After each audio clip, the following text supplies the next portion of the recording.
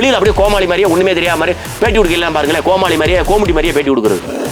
கஞ்சா வியாபாரம், சாராய வியாபாரம், பிராத்தல் நடக்கிறது, மசாஜ் சென்டர்ன்ற பேரில் பிராத்தல் நடக்கிறது. தவிர அதிமுகவால் முடக்காத்தன் மணிக்கு எந்த பேரும் இல்லை. இல்லைண்ணே, அவர் முடக்காத்தன் மணி நம்ம நண்பர் தான். நான் சின்ன வயசுலேருந்து வளர்ந்த ஊர் பார்த்தீங்கன்னா அலங்கநல்லூர் பக்கத்தில் புதுப்படின்ற கிராமம். சின்ன வயசுலேருந்து அங்கே தான் நான் வந்து வளர்ந்தேன். விடுதிகளில் படிச்சுக்கிட்டு அப்பப்போ விடுமுறைகளுக்கு போய் வருவேன். சின்ன வயசுலேருந்து அங்கே தான் நான் வளர்ந்தேன். அதனால் எனக்கு முழுக்க மதுரை மாவட்டத்தில் தான் முழுக்க சொந்தங்கள் பூராமே. நாங்கள் இருக்கிறது வேணால் நத்தமாக இருக்கலாம். என்னுடைய பூர்வீக மண் எல்லாமே மதுரைக்குள்ள இருந்தால் நாங்கள் அங்கே இருந்தால் நத்தத்துக்கு வந்தது. ஏன்னா எல்லாமே பக்கம் தானே, அரை மணி நேரத்தில் இங்கே இருந்து நம்ம மதுரை போயிடலாம். எல்லாமே உங்களை மாதிரி உசிலம்பட்டிக்காரவங்க மாதிரி நாங்கள் போராடி நத்தத்தை திண்டுக்கல் மாவட்டத்தில் சேர்க்காதீங்க, நத்தம் வந்து மதுரை மாவட்டத்தோட இருக்குன்னு உசிலம்பட்டிக்காரங்க மாதிரி விவரமாக எங்களுக்கு போராடுறதுக்கு அன்றைக்கி ஆள் இல்லை. நாங்கள் எல்லாத்தையுமே பெருந்தன்மையாக சீமானண்ணே மாதிரி எல்லாத்தையும் பெருந்தன்மையாக ஏற்றுக்கிட்டு போயிட்டோம். உங்களை மாதிரி வந்து விஜயண்ண மாதிரி விடாப்படியாக இருந்து உசிலம்பட்டிக்காரங்க ஊராமல் ஜெயிச்சது மாதிரி நாங்கள் ஜெயிக்கலை. நீங்கள் யோசிச்சு பாருங்கள், மதுரைக்கும் உசிலம்பட்டிக்கு எவ்வளோ தூரம்னே? எத்தனை கிலோமீட்டர் இருக்குது மதுரை பேருந்து நிலையத்திலேருந்து உசிலம்பட்டிக்கு? 42 கிலோமீட்டர். அதை விட குறைவான தூரம் 30 கிலோமீட்டர் 36 கிலோமீட்டர் தான் மதுரையிலேருந்து நத்தத்துக்கு. அப்போ நாங்கள் திண்டுக்கல் மாவட்டத்துக்கு போயிட்டோம். எங்களுக்கு திண்டுக்கல் இங்கேருந்து அதிகம். அப்போ நாங்கள் திண்டுக்கல் மாவட்டத்துக்கு போய்ட்டு நீங்கள் மதுரை மாவட்டத்தில் இருக்கீங்க. அந்த மாதிரி தான். அது காரணம் என்னன்னா, உங்களுடைய உரிமைகளை நீங்கள் வந்து விட்டு கொடுக்கல. இன்னமும் எங்களுக்கு வந்து பூலோக அடிப்படையில் முழுக்க எங்களுடைய வாணிபம் எல்லாமே மதுரைக்குள்ள தான். இப்போ நாங்கள் ஒரு காய்கறி மார்க்கெட் போகிறதா இருந்தாலும், பூ மார்க்கெட் போகிறதா எல்லாம் இருந்தாலுமே, பூ மார்க்கெட்டு கூட திண்டுக்கல் போவாங்க மதுரையை விட.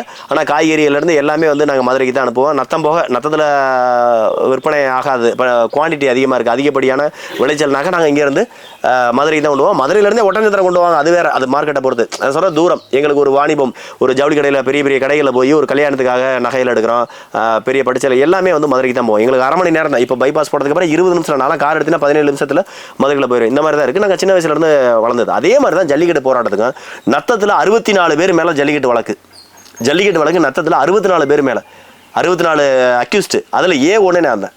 முதல் அக்யூஸ்டாக என்ன தான் போகிறாங்க. அப்படின்னா என்னன்னா, அந்த அளவிற்கு நாம் வந்து இங்கே ஜல்லிக்கட்டு, நான் திரும்ப சொல்கிறேன், எப்போவுமே எந்த போராட்டத்தையும் ஆர்ப்பாட்டத்தையும் ஒரு போராளி இது என்னால் தான், நான் தான் தலைமை, என்னால் தான் இது நடந்துச்சு அப்படின்னு சொல்கிறதே இல்லை. அது உண்மையான போராளியை சொல்ல மாட்டாங்க, வெத்து விளம்பரத்துக்கு சொல்லுவாங்க. நான் ஒருபோதும் இந்த போராட்டம் என்னுடையன்னு சொல்லலை. நான் அந்த போராளிகளில் நானும் ஒருவர், ஜல்லிக்கட்டுக்காக போராட்ட நபர்கள் நானும் ஒருவர். அது வந்து இங்கே நத்தத்துலேயும் சரி, நத்தத்தில் இருந்த போராட்டம் இதில் தமுக்கத்திலேயே நடந்துச்சு. அப்புறம் திரும்ப ஒரு சின்ன ஒரு இதில் வந்து மனஸ்தாபத்தில் வந்து பெரியார் சிலைக்கு பக்கத்தில் அவுட் போஸ்ட்னு சொல்லுவோம் மதுரையில், அந்த இடத்துலையும் சீமானன் தலைமையில் ஒரு போராட்டம் நடந்துச்சு. இதுகளை எல்லாத்துலேயுமே நம்ம கலந்துக்கிட்டோம். நத்தத்தில் நடந்த போராட்டத்திலே பார்த்தீங்கன்னா A1 நம்ம தான். அலங்கநல்லூர் மற்ற பக்கங்களில் வழக்குகள் இருந்தாலும் இதில் வந்து A1. அப்படின்னா என்னன்னா, அந்த 64 பேரில் எத்தனையோ முன்னாள் எம்எல்ஏவோட மையம் இருக்காங்க. பெரிய அரசியல் தலையீடுகள்லாம் இருந்துச்சு. அரசியல்வாதிகள் பூராமே திமுககாரவங்க, கம்யூனிஸ்டுக்காரவங்க, இந்த மாதிரி பல்வேறு வகையான கட்சிகளை சேர்ந்தவர்கள்லாம் இங்கே தான். ஆனால் நம்மளுக்கு தான் வந்து வழக்கில் வந்து முதல் குற்றவாளியை சேர்த்துருக்காங்கன்னா, அந்த அளவிற்கு நம்ம வந்து அந்த போராட்டங்களை வந்து தன்னெழுச்சியாக இருந்த மக்களுக்கு முன்னாடி நின்று நம்ம அந்த போராட்டங்களை பூரா செஞ்சு அந்த வடிவமைப்புகள், அந்த திட்டமிடல் எல்லாத்தையுமே நான் செஞ்சதனுடைய விளைவு. அதாவது யாரெல்லாம் போராட்டத்தை இவனெல்லாம் ஆள தூக்கிட்டோம்னா போராட்டம் நடக்காது, அவன் தான் முதல் குற்றவாளிகளாக வருவாங்க. முதல் ஒரு 5 இடம் 10 இடத்துக்குள்ள. அந்த மாதிரி 64 குற்றவாளிகளில் நாம் வந்து நம்மளை வந்து முதலிடமாக போடுறதால அந்த அளவிற்கு நம்ம வந்து போராட்டத்துக்கு முக்கியத்துவம் நம்ம முன்கள பணியாளர்களாக முன்னாடி போய் நின்றா வழக்குகளை அதை சந்திச்சோம். அது மாதிரி தான் நான் சிறு வயதிலிருந்து நான் வந்து மாடு பிடிக்கலாம் போவோம். ஆனால் உண்மையிலே என்ன சொல்லலாம், முடக்காத்தான் மணி மாதிரியான ஆட்கள் வந்து உண்மையிலேயே உயிரை பணைய வச்சு மாடு பிடிச்சாங்க. நாங்கள் மாடு பிடிக்க முயற்சி செஞ்சாலும் அவர்களுக்கு வந்து அது ஆர்வம், இன்னொன்று வந்து அதில் பயிற்சி இருந்துச்சு.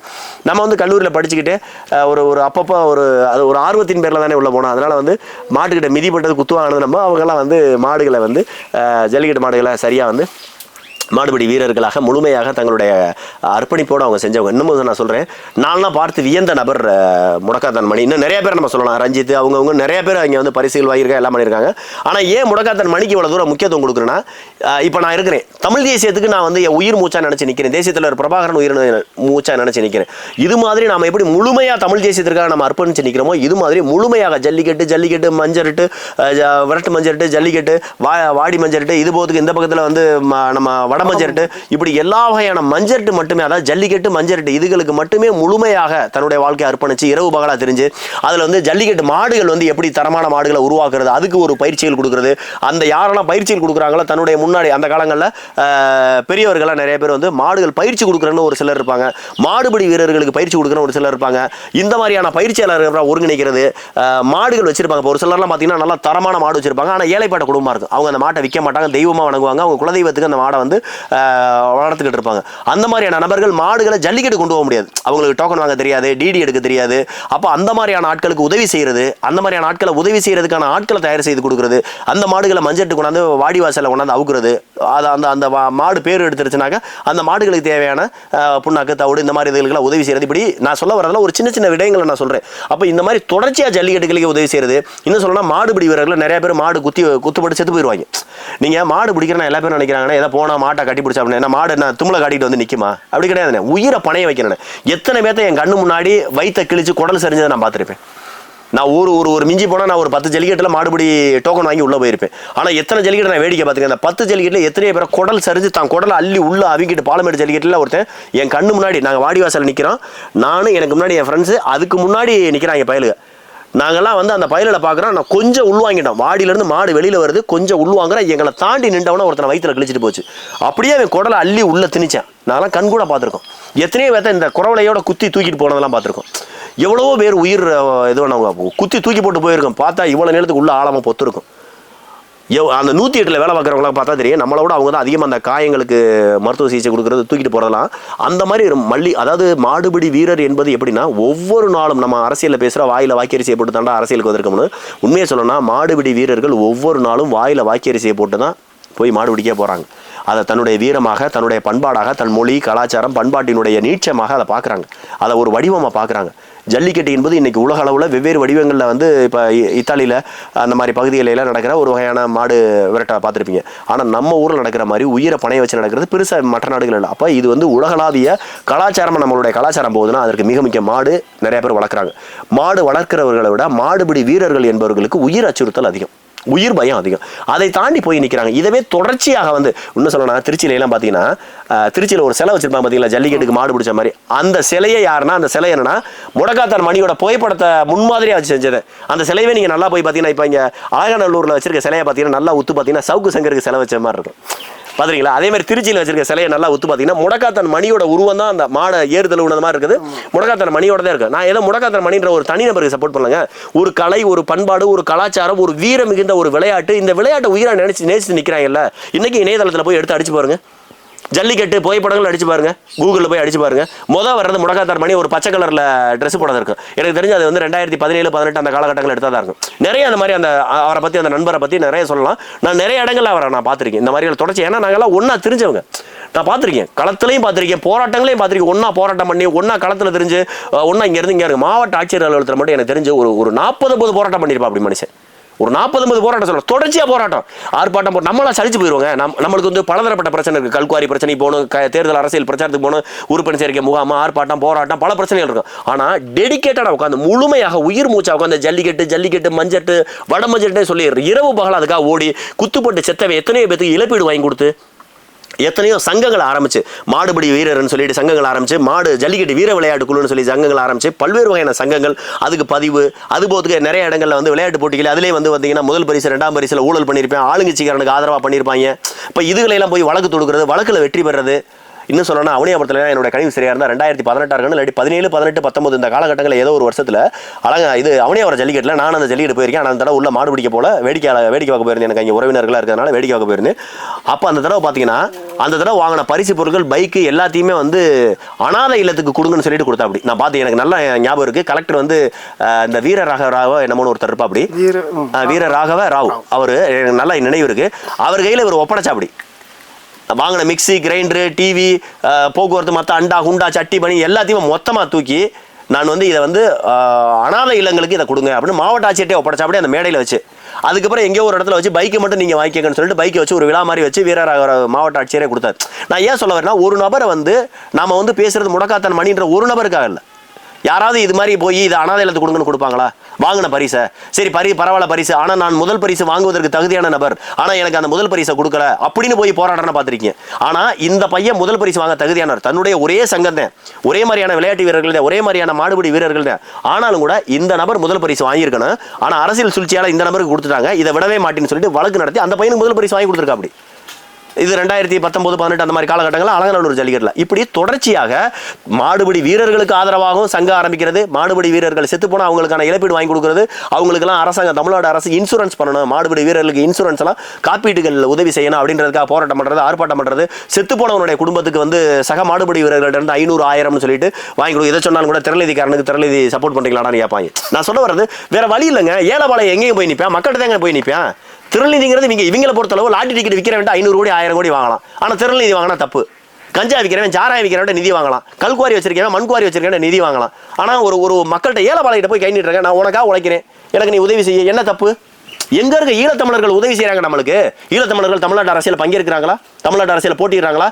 ஒருவேளை நாம் தமிழர் கட்சியில் சீமானை முதலமைச்சர் இங்கே வந்து அவங்க குடியேற போறாங்களா?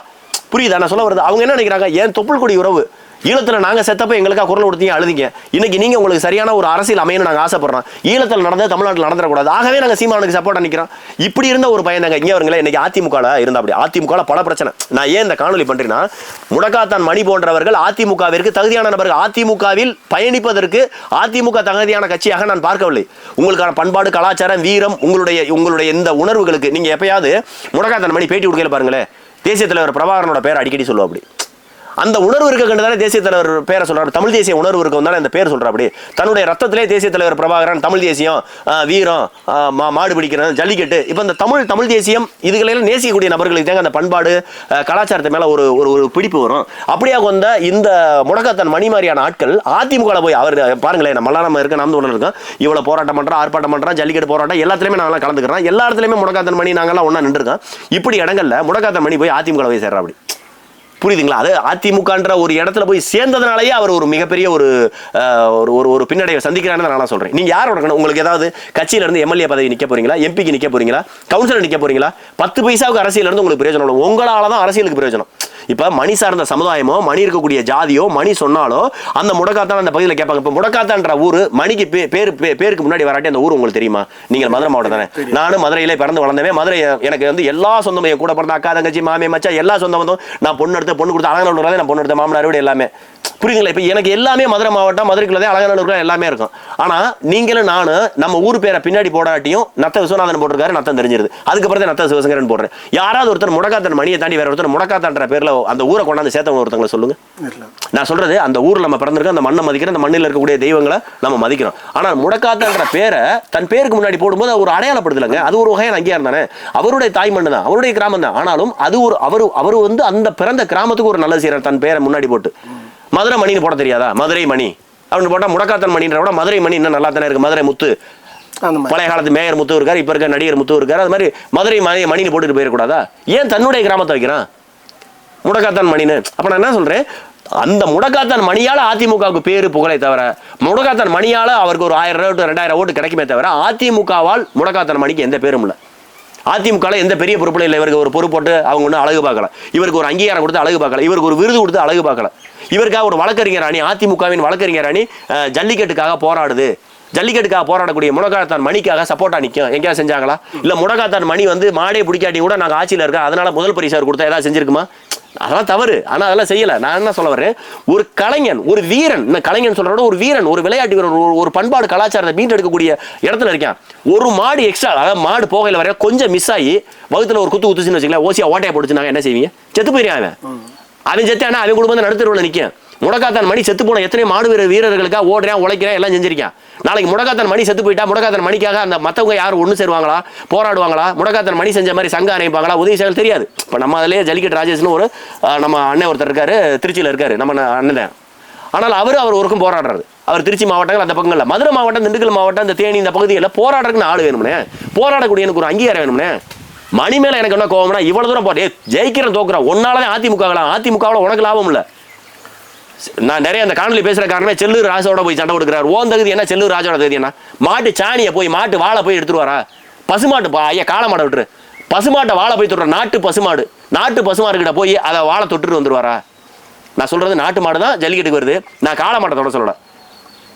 ஐயா செல்லூர் ராஜ், எனக்கு செல்லூர் ராஜ் மேல துளி கூட மரியாதை இல்லை. வெளியில எங்க கோமாளி மாதிரி அப்படி நடிப்பாங்க, இந்த திருமாக்கோள் சீட்டு விடுறது இதெல்லாம் வந்து வெளியில கோமாளி மாதிரி ஒன்னா நம்பர் அயோக்கிய பயலுங்க. தான் ஜாதி அதாவது தான் கட்சிக்குள்ளேயே நம்ம கட்சி, அந்த கட்சிக்காக என்ன வேணாலும் செய்வாங்க, கொலை செய்வேன், கொள்ளையடிப்பேன், லஞ்சம் வாங்குவேன், ஊழல் எல்லாமே பண்ணுவாங்க. ஆனா அதை தாண்டி தன்னுடைய ஜாதியில அந்த உட்பிரிவு என்ன, அந்த உட்பிரிவில் அங்காளி பங்காளி யாரு, மாவி மச்சனை யாரு, உள்ளூர்கார யாரு, வெளியூர்கார யாரு, உள்ளூர் ஜாதிக்கார, வெளியூர் ஜாதிக்கார, அதே தொகுதிக்குள்ளேயே. இப்படி எல்லா வகையிலுமே ஜாதியை வச்சு அரசியல் செஞ்சு, மதத்தை வச்சு அரசியல் செஞ்சு, ஜாதியை வச்சு ஜாதி கலவரை ஏற்படுத்தி விடுறது, மதத்தை வச்சு மத கலவரை, இந்த வேலைகள் பூரா செய்யறது செல்லூர் ராஜு 1ஆம் நம்பர். வெளியில் அப்படியே கோமாளி மாதிரியே ஒண்ணுமே தெரியாம மாதிரி பேட்டி கொடுக்கலாம் பாருங்களேன், கோமாளி மாதிரியே கோமுட்டி மாதிரியே பேட்டி கொடுக்குறது. ஆனா 1ஆம் நம்பர் அயோக்கியத்தனமான வேலையில பூரா செய்யக்கூடியவர் செல்லூர் ராஜு. உண்மையிலே சொன்னேன், மதுரைக்குள்ள இருக்கக்கூடிய எல்லாம் நீங்க மதுரையில போங்க, குப்பமேடா கிடக்கும்.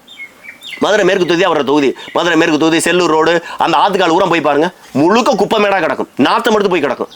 இது எல்லாம் என்ன, இது அவருடைய தொகுதி. என்னைக்காவது அவர் அந்த தொகுதிக்கோ அந்த மாவட்டத்துக்கு, மதுரை மாவட்டத்துக்கு இங்கே அவர் இது என்ன சொல்லணும்னா மதுரையோட மாநகர மாவட்ட செயலாளர். அப்போ மாநகர் பூராத்தையும் தூய்மையாக மெயின்டைன் பண்ணுமா இல்லையா? கார்பரேஷனை வச்சு அவர் மெயின்டைன் பண்ணலாமா இல்லையா? பண்ணலாம். புரியுதா? அதாவது ஒட்டுமொத்த மாநகராட்சிக்குள்ள வரக்கூடிய கன்ஸ்ட்ரக்ஷன் ஒர்க்கு என்ன கமிஷன், அது என்ன கட்டட வேலை நடந்தாலும், என்ன மேம்பாட்டு நிதி நடந்தாலும் அதில் கமிஷன் மட்டும் உனக்கு மாவட்ட செயலருக்கு வருதுல்ல, ஆளுங்கட்சியாக இருந்தால். அப்போ அந்த தொகுதியில் இருக்கக்கூடிய, அந்த மாவட்டத்தில் இருக்கக்கூடிய, மாநகர மாவட்டத்தில் இருக்கக்கூடிய பிரச்சனைகளை நீ தானே சரி செஞ்சிருக்கணும், பேசியிருக்கணும். முழுக்க கஞ்சா வியாபாரம். செல்லூர் ராஜு எடுத்தா மாநகர் முழுக்க, அவருடைய மாவட்டம் எது, மாநகர் மாவட்டம் முழுக்க கஞ்சா வியாபாரம், சாராய வியாபாரம், பிராத்தல் நடக்கிறது, மசாஜ் சென்டர்ன்ற பேரில் பிராத்தல் நடக்கிறது, காட்டி கொடுக்கறது, கூட்டி கொடுக்கறது, கட்ட பஞ்சாயத்து பண்றது, இந்த வெளி மாற்று மொழிக்காரங்களுடைய நிறுவனங்கள், உள்ளூர் நிறுவனம், வியாபாரி எல்லா பேர்த்தையும் வசூல் போட்டு நடத்துறது.